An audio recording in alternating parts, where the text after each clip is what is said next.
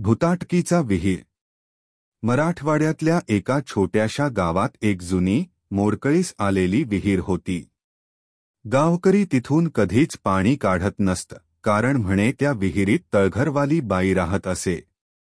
रात्री 12 वाजता जर कोणी तिथे गेला, तर त्या विहिरीतून हळूहळू एक पांढरी साडी नेसलेली बाई बाहेर येत असे. तिचा चेहरा दिसत नसे, फक्त रक्ताळलेले लांब केस आणि पाण्यातून ओघळणारे थेंब. गावातल्या शंकराने एकदा आव्हान म्हणून तिथे जाण्याचा निर्णय घेतला. बरोबर रात्री 12 वाजता तो विहिरीजवळ गेला. अचानक वारा सुटला. विहिरीतून पाणी उकळल्यासारखं फेसाळू लागलं. शंकर पाणी काढायला वाकला, तेवढ्यात त्याच्या मागे हळूच पावलांचा आवाज आला. तो वळून पाहतो तर ती बाई अगदी त्याच्या मागे उभी होती, लांब जीभ बाहेर काढून. शंकर पळायला लागला, पण विहिरीतून भयानक हसण्याचा आवाज आला. थांब, आज तुझा क्रमांक आहे.